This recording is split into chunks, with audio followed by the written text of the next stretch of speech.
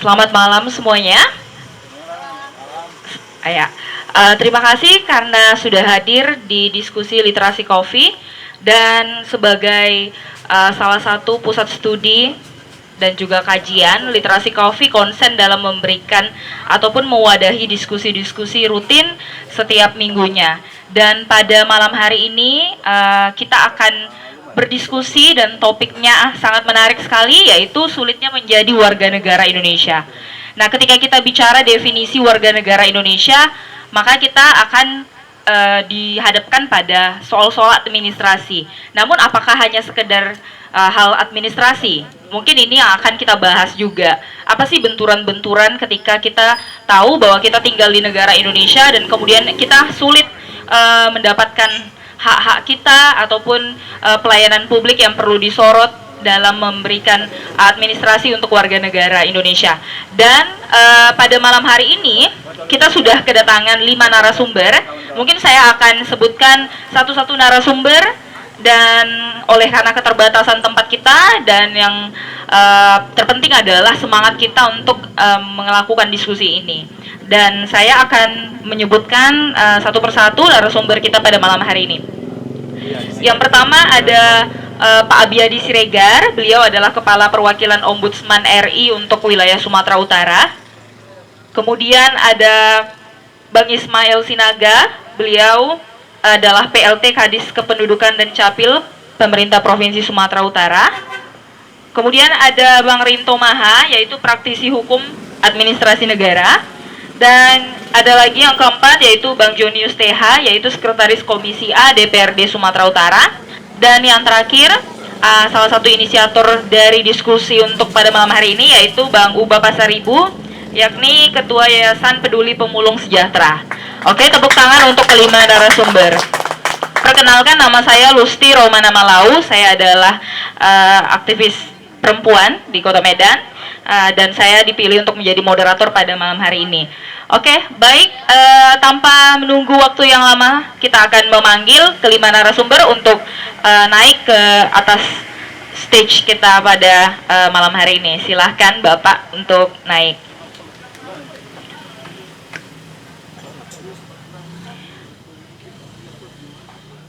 Ya, alangkah baiknya untuk kita memulai diskusi ini, mungkin teman-teman yang ada di dalam ataupun yang ada di samping, di belakang bisa kita sama-sama kumpul di sini. Masih banyak space yang tersedia, jadi jangan khawatir. Dan kita juga di sini menyediakan aneka minuman ya untuk menemani malam kita.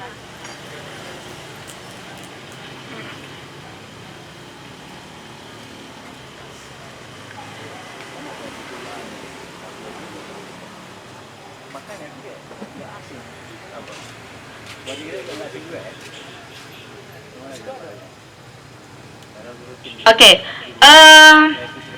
baik, nanti mungkin pasti bisa kita kenalan ya satu-satu dengan narasumber kita. Kalau misalnya di sini kita masih ada yang belum pernah bertemu beliau, mungkin bisa sama-sama kita kenalan nanti lebih lanjut. Dan di sesi awal saya akan memberi kesempatan untuk narasumber memberikan gagasan ataupun pemaparan dari topik yang dipilih untuk malam ini. Nah, tentu pasti ada alasan kenapa sih literasi kopi membuka wadah untuk membahas topik sulitnya menjadi warga negara Indonesia. Ada apa ini sebenarnya? Nah, saya akan memberikan kesempatan kepada Bang Uba Pasaribu untuk terlebih dahulu menjelaskan ada masalah apa sebenarnya di kalangan masyarakat akar rumput yang selama ini terbentur oleh hal-hal administrasi. Silakan Bang Uba Pasaribu.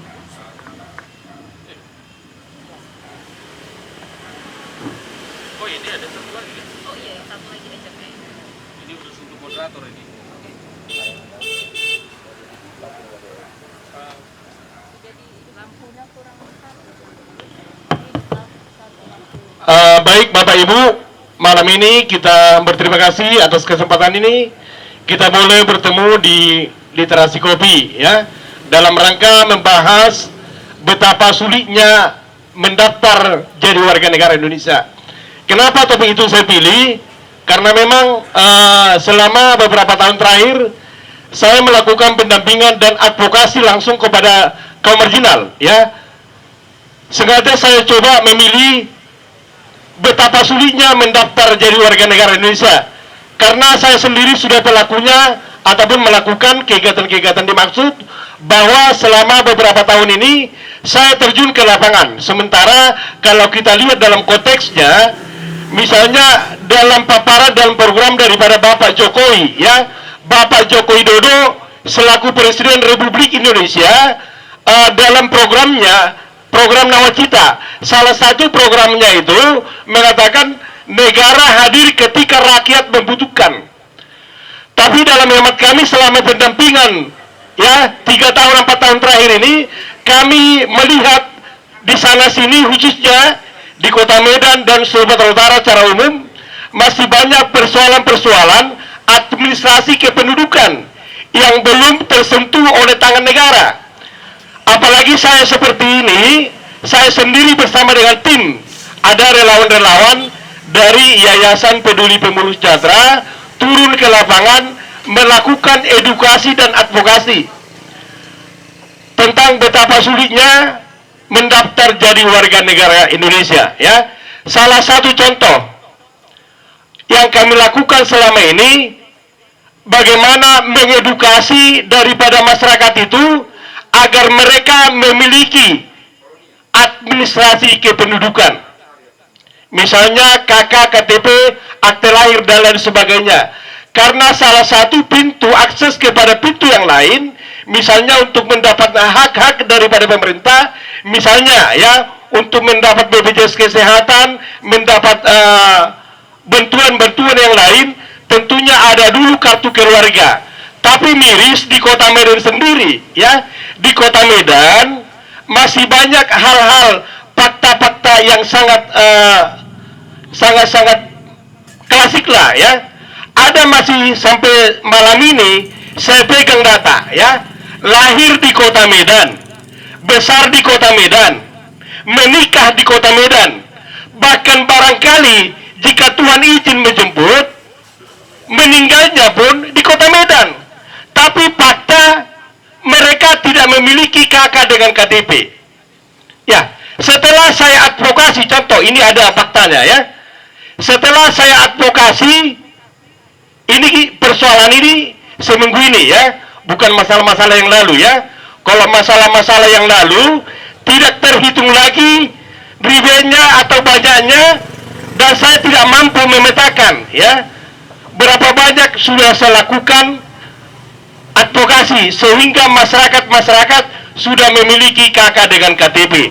Tapi seminggu terakhir ini, ya, tentunya Bapak Ibu para penonton mungkin bisa menyikapi masalah ini, dan saya sudah terhubung sebenarnya ke pemerintah. Dalam hal ini pemerintah Kota Medan, Dikcapil, tapi Dikcapil Pemko Medan tidak bagaikan gayung bersambut menyikapi apa yang saya sampaikan, ya. Sehingga beberapa waktu yang lalu ketika ini sampai masalah kepada saya lakukan advokasi, dan kami lakukan advokasi dan edukasi. Kami mendatangi lurah, ada lurah di Kota Medan, misalnya lurah Tanjung Sari, ya, perlu digarisbawahi karena di sana korbannya, ya, sesuai dengan faktanya ada faktor pendukung, ijazahnya ada, ya. Mereka Bapak itu sudah berumur 50 tahun dan anaknya 30 tahun, namun tidak memiliki KK dengan KTP, ya. Ini membuat saya miris, ya. Saya sudah coba lakukan kerjasama yang baik, artinya saya kerap mendampingi orang-orang miskin karena keterbatasannya mengakses layanan dokumen kependudukan. Saya advokasi, saya giring ke Dikcapil Pemko Medan. Tapi justru berbanding terbalik dengan fakta itu. Dengan apa yang kami lakukan, program-program pemerintah sebenarnya yang menuntaskan ini, tetapi justru pemerintah Kota Medan dalam hal ini Dikcapil tidak mendukung program saya, ya. Sehingga masih banyak lagi warga miskin tentunya yang belum memiliki KK dan KTP di Kota Medan. Ini yang melatar belakangi kenapa saya memilih malam ini kita buat tema ini betapa sulitnya mendaftar jadi warga negara Indonesia, ya. Kita menolak lupa sebenarnya, ya. Di Kota Medan sangat gampang membuat kartu keluarga, ya. Ini mungkin sudah terekspos kepada publik dan mungkin barangkali pihak Ombudsman Pak Abiadi mengetahui, ya. Sedangkan warga negara asing saja gampang membuat dokumen kependudukan. Kenapa warga yang lahir di Kota Medan, ya? Kenapa warga yang lahir di Kota Medan, besar di Kota Medan, ya? Ini belum kaum urban, ya? Ini masih fakta yang lahir di Kota Medan, belum kaum urban. Misalnya yang datang dari kampung Desi Piongot, misalnya datang ke Kota Medan mengadu nasib, lantas mereka berdomisili di sini. Ada banyak hal-hal lagi yang menyangkut kependudukan, ya. Contoh yang lain. Semalam, ya kemarin, ya masih saya lakukan, ya. Anak itu sudah kelas 6 SD sekarang, ya. Dia pekerjaan anak ini memulung.